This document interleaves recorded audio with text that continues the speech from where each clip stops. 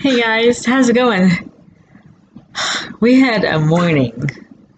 So, well, the new caregiver of mine who started yesterday, and then it all went well, and then she didn't show up this morning, and well, it turned out she had a family emergency, so I hope everything is okay, and then she said she'd come back tomorrow.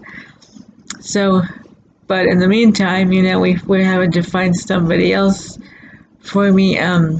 This morning another friend came over and brought donuts, and it was all, but for a while it was a little crazy. I hope you guys are having a good day today. I always feel like a sick cricket. I think I do, but so if you see me all cricket and stuff, yeah. um I think I was gonna talk about writing today.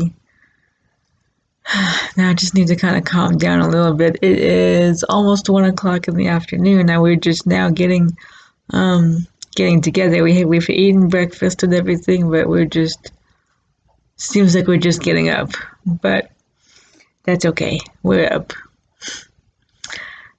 So my writing, I have a lot of people who tell me, I tell them I've written a book, which is Quest for Freedom.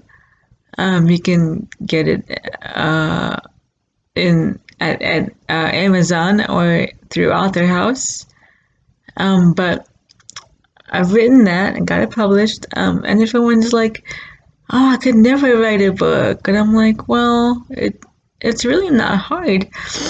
Um, I learned a long time ago. Somebody told me, or maybe I read it, or just something. Write what you know. Now that could be a lot. That's a lot of different topics because I know every one of you knows a lot, and you guys know more than somebody else for each every subject out there, and so maybe that's what gets to people. They say, "Well, write what you know," but okay, well, what do I know? But I write a lot of different things. I write fiction. Um, I wrote a nonfiction essay for geology class one day, but then I put it in a fictionalized setting, and so the story itself was about Mount St. Helens erupting, but I put it in a fictitious scene where this lady, that was her first news coverage. She was an anchor lady, and so she was covering that story. So it could be nonfiction, it could be fiction, and even right, what you know. Well, you don't know fiction because you're making it up, but that's where your imagination comes into play. So I got started writing when I was about 10. I want to say 10. Well, even before that, I'm playing Sega games, all those RPGs and all that stuff. And then about when I was 7 or 8, I think is when my older brother Tony introduced me to Dungeons and Dragons. So I have quite an imagination, and I've had quite an imagination since I was a kid. So I really think that comes into play with my stories, especially since Quest for Freedom is about dragons and elves and all this medieval other world kind of setting. And so that just kind of plays right into D&D, don't you think? So I do have some of the stories I had when I was 10, 11, 12, such and such. At one point, I read back over them and I thought, well, this isn't very good, but they were good for a 10-year-old, I'm pretty sure. and I got good grades with the ones, I turned into class with everything like that. And but I read about medieval stuff. I do have some about ghosts and supernatural thrillers like that. The Howl, which I'm trying to publish now, is about werewolves. So I have a lot of different things, and some of my stories actually connect with each other. Like, not in a direct way, maybe, but I'm writing a set of stories that my sister and I actually kind of came up with, and I continued it after she and I um, are no longer talking anymore. But that set started. We're 5 years apart, me and my little sister. So I believe I was 12, 13 when we started coming up with those ideas. That would make her 8. And so I've had this idea for Quest for Freedom for a while. And so if you guys have read it or you know anything about it, the dragon who created his planet was trapped into these 8 jewels. Well, so then these littler stories I have going on, they are on Earth, and so a very real place, obviously, but on Earth, then I create all these fictionalized stories where the main character, Crystal, finds this mysterious orb one day. I'm not going to reveal the entire story to you, but she's a general in the army, and so this is where the fiction comes in, because they go on this they have an assignment which obviously would not exist in real life, and they're going into the base of the enemy, and she sees this orb, and she's kind of half playing around, half doesn't know what she's doing, kind of thing, and then the bad guy gets there, and he's like, "What are you doing with that? Put it down." And she's like, "Oh, this? You want this?" And then she drops it on the ground, and it shatters. And then this blue dragon pops out. Well, it's the dragon from Quest for Freedom. But then I'm going to explain in these stories that take place on Earth that when he got sucked into the jewel on his own planet, he kind of went, traveled through dimensions and made his way to Earth and got stuck in this sphere where this lady sets him free. And so now, because she set him free, he kind of feels obligated to stick around with her, like she's not his master, because he's a dragon, right? And he has no master, but kind of sort of, yeah. So, but then all these stories after she finds him kind of end up like, well, the dragon, he's kind of bored on Earth. He's waiting for his disciples on his planet to find the jewels and release him, and so he's kind of bored on Earth. What is there to do on this little bitty planet called Earth, right? So he makes up all these things. Some things are not his doing, but some things are, and then therefore I have a whole bunch of stories that are going to go into this book I have not published yet, or I'm not even finished writing it yet, but that's the basis of that one. And then The Howl is about werewolves, and that doesn't have much to do with this whole dragon setup, although, werewolves and vampires and dragons, and, so there may be a little bit of a connection just based on the supernatural aspect of it all. Um, so yeah, I started writing when I was 10. I think I blogged one day that I really never got to do a lot of stuff with my family. It's kind of now. I mean, there's more ways to be a writer. I mean, there's a million different reasons why you become a writer. But to me, I think mine is that I was home so much. You know, when my siblings would go out to the movies or do stuff on the weekends, really, it was like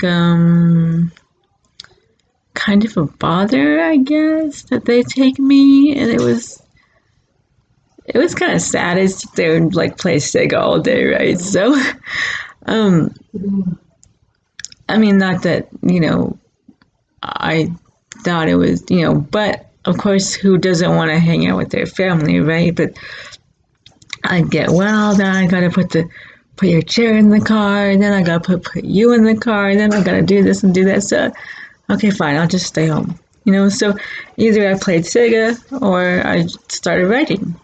Started creating all these worlds and people, and I really, really, really love what I do, even though maybe in my situation it came from a weird situation, I guess.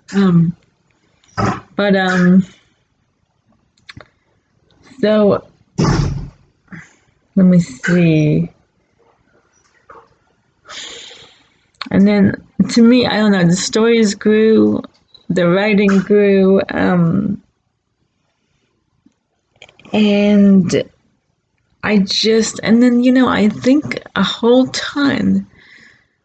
Now, of course, you're never gonna know because this is my life right now, and this is, nobody has, there's no time machine. You can't go back in time and do something differently to change your whole life. Otherwise, we're getting, into Back to the Future stuff, right? But I think sometimes, because I don't know if you guys know, but I wasn't born disabled, but I say I was because this happened to me when I was 4 months old anyway. And so really, this is all I know. 4 months old baby, they're just learning how to turn over and stuff anyway and hold up their heads. So it's not like I knew how to walk or knew how to do anything to be, So, I've basically been this way since. And so, but sometimes I do think about it, like, well, okay, well, since this wasn't something I was born with, like, hey, well, what if I never got CP? Would I be a writer still? And I'm thinking, but maybe not. I don't know, because you know what? The life you have is what shapes your experiences and your knowledges and your creativities and really everything you are and everything you have. And so I'm like, of course, if my life was any different, I would never know this life. But I'm thinking, just knowing what I know now, I'm like, well, that would suck if I was never a writer, right? Because I love my characters, I love my worlds, I love everything I've done, and I'm like, Now I try not to think about it too hard because like I said, you can't go back and do anything about it. So now, but I wouldn't anyway. I feel like what I have now is amazing, and life in general. You guys saw my post the other day where I was kind of down and stuff. Then I was kind of down this morning. I didn't know what was going on with my caregiver and everything. So, but generally, like, it's not something I dwell on. Like, oh, I wish I could change my past and and alter my life, and then it's not, now maybe from a writer aspect that might be a story of mine later, but no, I love what I do and I love my people. So, and I really hope you guys are reading my stuff or get a chance to read my stuff maybe, and then you can know what I'm talking about, because I really feel like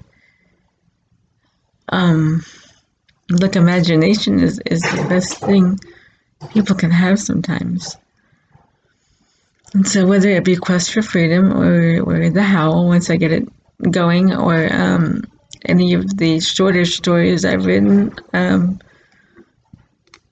excuse me, I'm burping up donuts. But I think anyone can write. Going back on the, people telling me they couldn't do it, like I said, just write what you know. But even in what you know, there's so much stuff that you can invent and just create based off of something that you know, and create this whole different life or world, or just anything you want to. You can what I like to do is take some things that are nonfiction, just to give the reader an idea of like time, where I am. It's 2010, or it's and you can look up something, if I put like Hurricane Katrina, or just something that happened, and you go, oh, this is 2006, okay, or whatever, you can, and then I'll make a fiction story around something that actually happened. So I like doing that. And then but let me see, what else was I going to say about writing? Because I could probably go on and on and on, and then start telling you about all of my characters and all this and that, but let me see, what are the highlights that I tried to. I've got, my book Quest for Freedom. I hope some of you guys have read that, or are reading it, or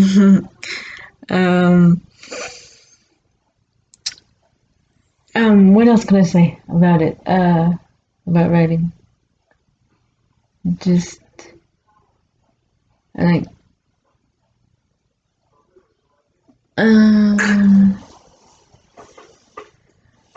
well, I don't know. I've mentioned where my writing may have come from, but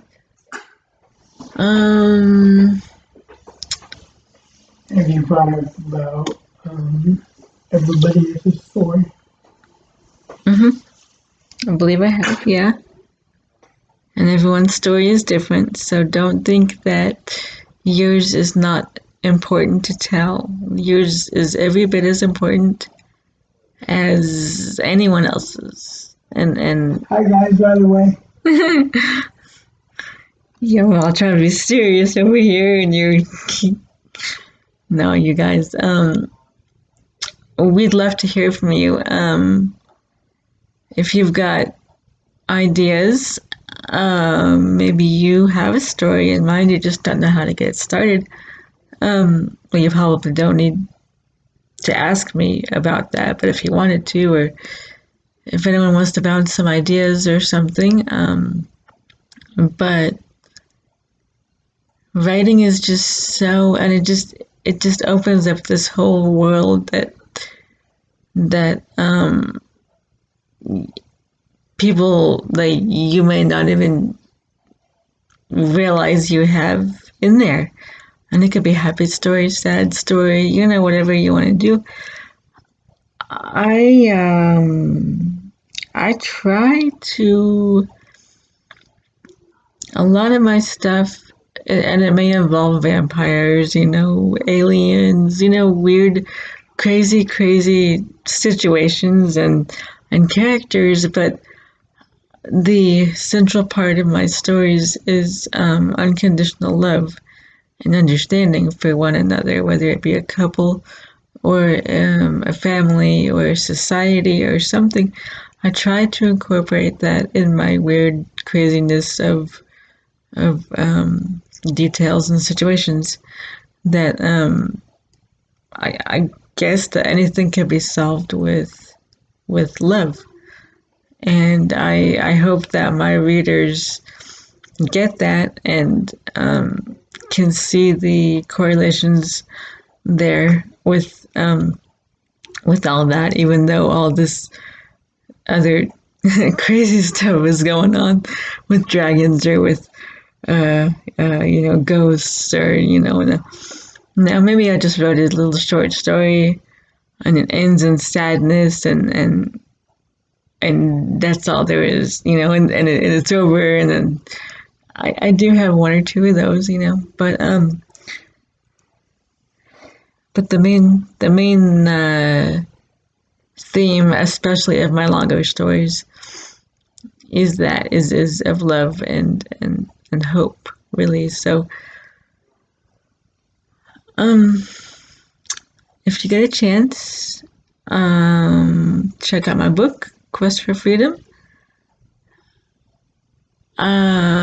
Jason has a book called Diary of the Moreau Family, and it's a horror book consisting of 2 short stories and 2 novels.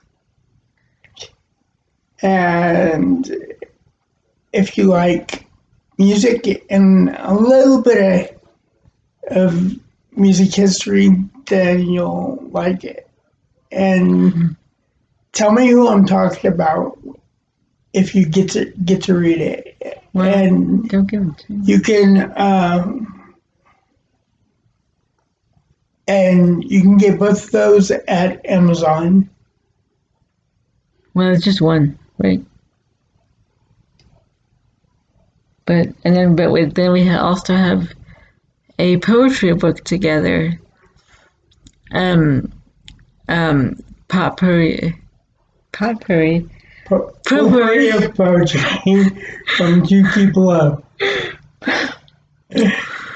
My sister would always say potpourri, like potpourri of poetry, also on Amazon.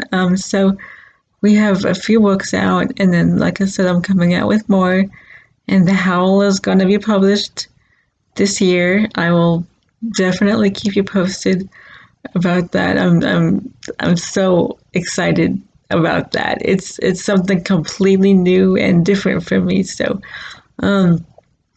yeah, we have lots of stuff coming your way, and then and we'll be updating about that also as everything comes in. We're also going to try to get another collection together of short stories this time.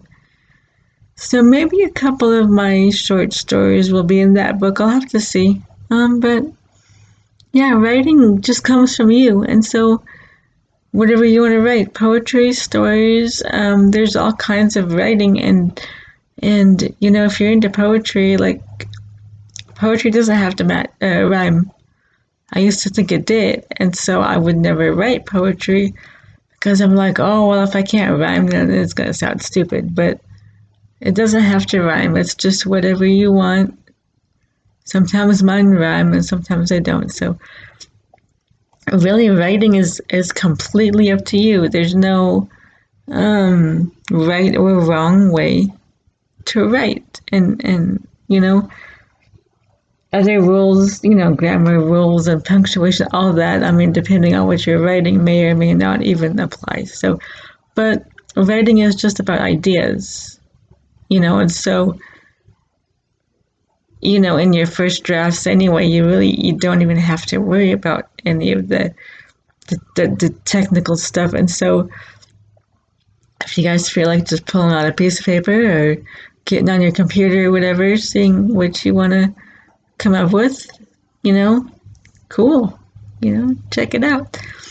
I'm Joey, and we are 2 Feet Below, and we're really, really happy to see you guys again. And if you like this video, you want to ask me a question or you leave a comment, please feel free and share this with all your writer friends and everything, and all your other friends too. Subscribe if you want, if you haven't done that yet. Thanks. Love you. Peace.